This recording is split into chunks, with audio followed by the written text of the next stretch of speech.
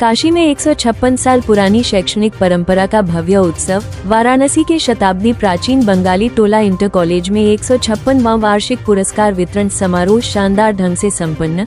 मुख्य अतिथियों का स्वागत शिक्षिकाओं ने शंख ध्वनि, तिलक और सांस्कृतिक परंपरा के साथ किया।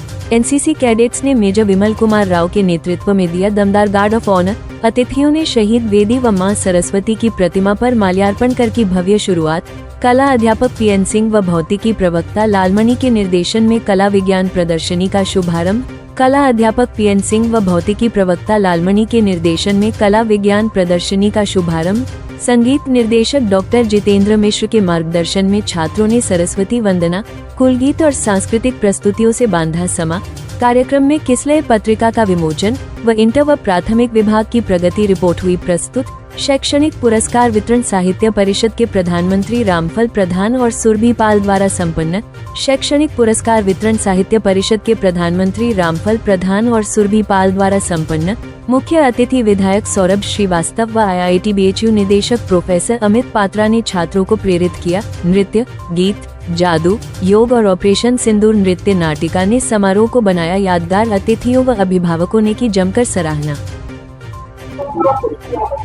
जी, मैं डॉक्टर ब्रजेश मणि पांडे, प्रधानाचार्य बंगाली टोला इंटर कॉलेज वाराणसी। आज बंगाली टोला इंटर कॉलेज में वार्षिक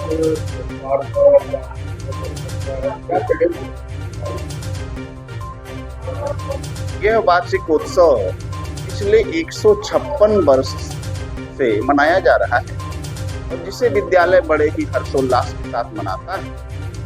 हमारी प्रतिवर्ष की जो प्रगति होती है छात्रों की, उसे हम इस वार्षिक उत्सव में प्रदर्शित करते हैं कि हमारे किन छात्रों ने इस क्षेत्र में कौन सी उपलब्धि प्राप्त किया है। खेल में कौन बच्चा अच्छा है, पढ़ाई में कौन बच्चा अच्छा है, या तमाम सारी सांस्कृतिक गतिविधियां वर्तमान में सरकार के द्वारा आयोजित की जाती है। जैसे काशी सांसद है, काशी सांसद कला गतिविधि है, तो तमाम सारी जो प्रतियोगिताएं हैं, उन प्रतियोगिताओं में हमारे जो भी छात्र अच्छा से अच्छा प्रदर्शन करते हैं, उन्हें हम केवल प्रमाण पत्र और मेडल ही नहीं देते हैं, उनको हम आर्थिक सहयोग भी करते हैं। क्योंकि हमारे यहाँ बहुत गरीब परिवार के बच्चे पढ़ते हैं और उनके जीवन में आर्थिक समस्या होती है, तो हमारा पूरा प्रयास होता है कि ऐसे बच्चे जो मेधावी हैं, पढ़ने में अच्छे हैं, तो किसी अर्थाभाव में शिक्षा न रुके, इसलिए हम उनका आर्थिक सहयोग भी अच्छे छात्रों का पूरी तरह से करते हैं और उनको संवारने में एक बार पुनः वार्षिक उत्सव के रूप में सभी अध्यापक एक संकल्प लेते हैं। जिस तरह से यह विद्यालय पिछले 170 वर्षों से अपनी ऊंचाइयों को छू रहा है,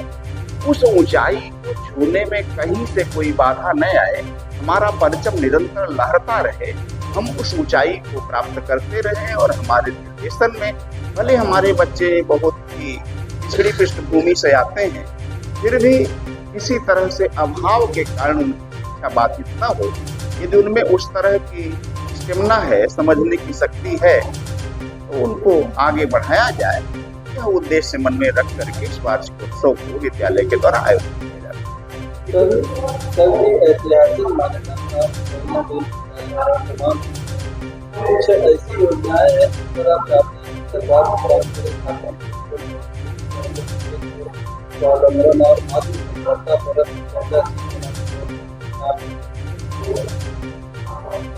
नहीं, देखे हम लोग जो प्रैक्टिकली अनुभव कर रहे हैं, अभी सरकार जो कर रही है उसको थोड़ा कम करना, ज्यादा से ज्यादा छात्र और अध्यापक एक साथ बैठे। सरकार को इसकी खबर लेनी चाहिए कि इस विद्यालय में कितनी घंटे पढ़ाई, कौन अध्यापक अपना विषय पढ़ाया नहीं, तो काम जमीन पर होना चाहिए।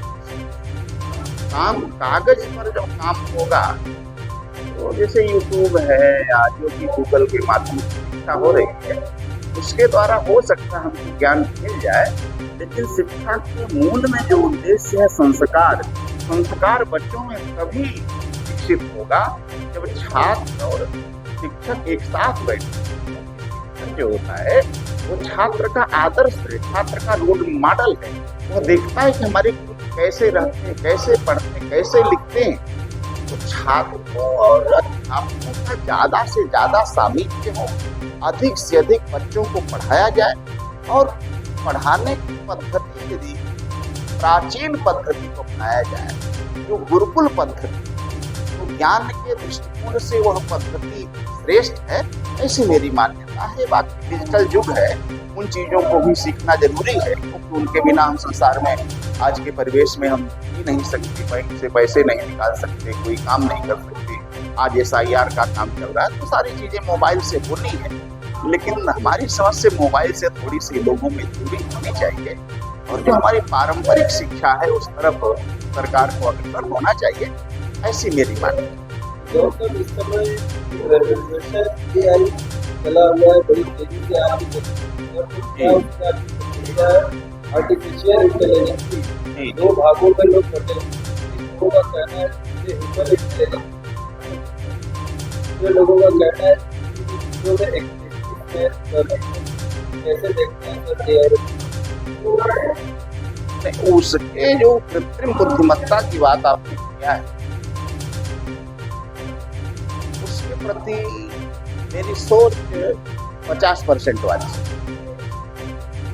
पूरी तरह से उसका लागू होना ठीक नहीं है, लेकिन आज दुनिया जहाँ जा रही है, हमें मजबूर होकर के भी वहाँ जाना पड़ेगा। आज भी चाइना कहीं न कहीं डिजिटल के क्षेत्र में हमसे आगे, आज भी हमको ATM से पैसा निकालना पड़ता है, जो विकसित देशों में स्थिति नहीं है। वो आंख से देख लेते हैं, उंगली से छू देते हैं, उनको पैसे मिल जाते हैं। तो आज के परिवेश में ये कहना कि मोबाइल से बना के रखने राष्ट्रीय स्तर पर हमारे बच्चों को आगे बढ़ना है, इसलिए कहीं न कहीं उसको भी किसी रूप में थोड़ा बहुत स्वीकार करना ही पड़ेगा, तो युग की आवश्यकता है। लेकिन परंपराएं छूटनी नहीं चाहिए, जो भी हमारी पुरानी धाती है उसको सजोए हुए हम चले, क्यों अब तो अमीरी की परिभाषाएं भी बदल रही हैं।